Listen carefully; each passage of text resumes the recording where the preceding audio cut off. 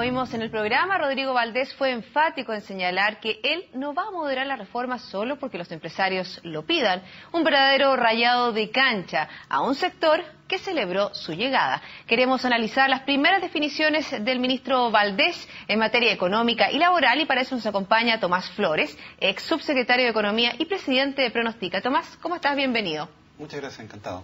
Hablemos del primer tema que ha estado marcando esta semana, que tiene que ver con la reforma laboral, que nuevamente ya está en el Congreso luego de una semana de descanso, y el rayado de cancha que hizo ante la Comisión de Trabajo Rodrigo Valdés, que tiene que ver con, por ejemplo, algunos cambios propuestos por la nueva mayoría en relación a esta reforma laboral. El primero, con la adaptabilidad laboral. Por cierto, yo creo que él efectivamente es un profundo conocedor de cómo funcionan los mercados, tanto el mercado de capitales como el mercado del trabajo, y yo creo que él tenía el convencimiento de que en esa primera sesión era necesario poder marcar algunos puntos. En una economía moderna, las personas no trabajan de lunes a viernes, de 8 de la mañana a 5 de la tarde. En una economía moderna trabajan las personas de diversas formas. Algunos trabajan algunas horas del día, otros trabajan durante el fin de semana, otros trabajan algunos meses del año. Por tanto, nuestro Código del Trabajo debe permitir que ese tipo de jornadas especiales o adaptación a esa realidad se permita. Algo se había logrado en el comercio. Por cierto, porque evidentemente la realidad es muy compleja. Entonces, el poder afrontar situaciones especiales en algunas industrias, situaciones particulares o de emergencia en otras, requieren que la adaptabilidad laboral esté disponible para ello. Si hay acuerdo entre el empleador, ya hay acuerdo con los trabajadores, ¿por qué la regulación debería impedir que eso se produjese? Entonces yo creo que ese fue un punto muy importante que él recalcó en su presentación. Y también de la presentación habló de la negociación entre las ramas, dijo que iba a mantener la negociación entre empresas. Por cierto, porque al interior de la empresa. Claro, porque cada empresa tiene su realidad. Te fijas, si tú tienes empresas de comercio, de venta al comercio minorista, empresas grandes retails, compañías más pequeñas y pequeños almacenes, no tiene mucho sentido que todos negocien simultáneamente, porque imagínate que llegan a un acuerdo colectivo común. Y claro, la empresa grande va a poder pagar ese reajuste de sueldo, va a poder pagar ese aguinaldo, la empresa mediana con dificultad lo va a poder hacer, y la empresa más pequeña de ninguna manera lo va a poder hacer, y va a quebrar. De hecho, una medida como esa, negociación por rama industrial, finalmente aumentaría la concentración económica, porque los grandes establecimientos comerciales terminarían matando finalmente a las empresas más pequeñas. Entonces tiene toda la razón en que la negociación colectiva debe hacerse cargo de la realidad de cada una de las empresas, y cada una de esas realidades son distintas. Y también dentro de la realidad cabe no negociar con un piso. Claro, bueno, una de las cosas que también se discutió en la comisión es el hecho de que uno puede llegar a un acuerdo con el sindicato, en un contexto de muy buen crecimiento económico, de muy buenas perspectivas. Pasa el tiempo, viene la siguiente negociación y claro, quizás ha imperado tanto la situación económica que ya no es posible ofrecer nuevamente lo que acordamos la vez pasada. Es necesario tener en consideración que los ciclos económicos pueden ser adversos también. Entonces, esos tres puntos que habían generado debate durante las semanas anteriores, el ministro se encargó de establecer una hoja de ruta para ello. Por cierto que quedan aún otros puntos en discusión, pero esto es un gran avance, porque hasta el momento la discusión había sido contra una pared que estaba rayada con grafitis, llamando a la revolución. Cuando tú tienes una discusión con una pared que está rayada de grafitis en favor de la revolución, es muy difícil poder discutir técnicamente los temas. Con los nuevos ministros esto ha cambiado. Y por tanto por eso generó este efecto de tranquilidad en la ciudadanía. Pero él hizo un rayado de cancha con los empresarios y diciendo claramente que él iba a seguir el programa de la presidenta Bachelet con respecto a la reforma laboral. Por cierto, sí, no hay que olvidar, y yo entiendo, después de un año y medio hablando con una pared rayada con grafiti revolucionario, poder ahora hablar como ministro como Valdés es un cambio radical. Pero hay que entender de que él es un ministro nombrado por la presidenta Bachelet y está ahí mandatado para cumplir el programa. Él no ha sido nombrado por la Confederación de la Producción y el Comercio.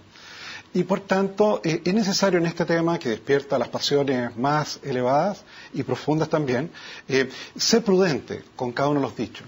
Evidentemente, él también debe enfrentar dentro de su coalición una posición de izquierda mucho más radical, que probablemente considera que la reforma laboral que hoy día está en el Congreso es totalmente insuficiente. Tiene varias tareas el ministro de Hacienda, sin lugar a dudas. La primera tendrá que ver con el crecimiento y la verdad que revertir el proceso decreciente que estamos viviendo de inversión en nuestro país, que eso es bastante preocupante. Sin duda, sin duda. El dato que vimos hace algunas horas atrás sobre crecimiento económico es un muy mal resultado. Una economía como la chilena creciendo a 2,4%, que es menos de la mitad de lo que crecía hace un par de años atrás, da muestra de la profunda caída que hemos tenido en la inversión. Por tanto, todo ministro de Hacienda debe focalizar su energía en esta materia, es su tarea. Él es quien está a cargo, como jefe del equipo económico, de reactivar la economía chilena. La única manera de poder cumplir con el sueño del bicentenario de hacer de Chile el primer país desarrollado de América Latina es tener una economía creciendo nuevamente cerca del 5%. Por ello es que es tan importante que la inversión se vuelva a reactivar, dejando atrás los malos indicadores que hemos visto hasta el momento. Inversión en áreas específicas, por ejemplo, las que necesitamos energía, que estamos bastante al debe en cuanto a competitividad global.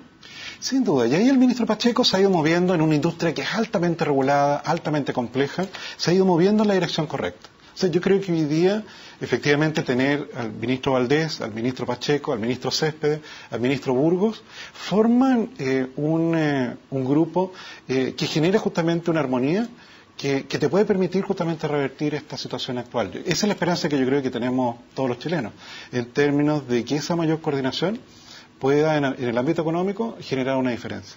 Tomás, sí, con respecto a la reforma tributaria, que también se ha hablado dentro de los temas, ¿qué podría hacer algún movimiento el ministro Valdés? Bueno, todas las reformas tributarias han tenido ajustes posteriores. En eso yo creo que no hay un mayor drama en ello, no hay que verlo como algo que represente una derrota para alguien, sino que representa el hecho de que cuando tú haces reformas sustancialmente complejas, en la puesta en marcha te empiezas a dar cuenta que generas efectos inesperados. ¿Qué tipo de efectos se podrían revertir? Bueno, yo creo que hoy día el hecho de tener, de que vayamos a tener en algún tiempo más 2 regímenes tributarios para las compañías es algo bastante inusual. O sea, en esa materia no es algo en el cual Chile haya hecho un avance en materia tributaria que vaya a ser copiado por el resto del mundo. Por el contrario, en el resto del mundo miran esto de algo con bastante extrañeza. Hemos hecho más complejo nuestro sistema tributario en vez de simplificarlo. Entonces, y el hecho de la particularidad que tenía Chile de tener un sistema tributario que incentivaba el ahorro y la inversión y que eso hoy día se haya perdido, es algo que también es posible de reparar. De hecho, yo te diría que es mucho más fácil reparar el daño en reformas como la tributaria que en reformas como la educacional. Porque en una reforma educacional en la cual finalmente destruyes un colegio particular subvencionado y se disgrega ese rector, ese director, esos profesores, poder armar ese emprendimiento de nuevo cuesta mucho más.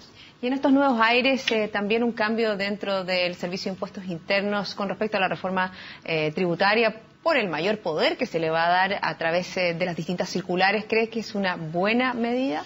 Bueno, las circulares han ido, que ya va más de una docena de circulares, han ido aclarando cosas que en la ley no estaban suficientemente claras.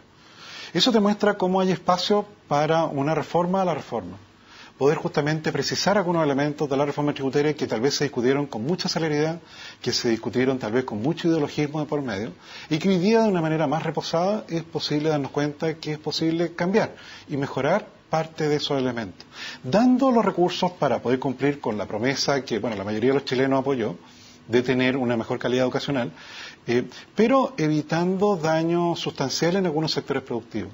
Entonces, hay en ello hoy día una burbuja relativamente artificial en el mundo inmobiliario, provocado por el cambio tributario. Burbuja que a partir del año subsiguiente se va a desplomar. ¿Eso explicaría el 0,2% que tuvo el IMACOM durante ese mes? Hay un muy pequeño crecimiento del sector construcción, que de hecho sería negativo de no estar ocurriendo esta pequeña burbuja en el sector inmobiliario, todos corriendo para tratar de aprovechar antes de que los incentivos a comprar una vivienda desaparezcan.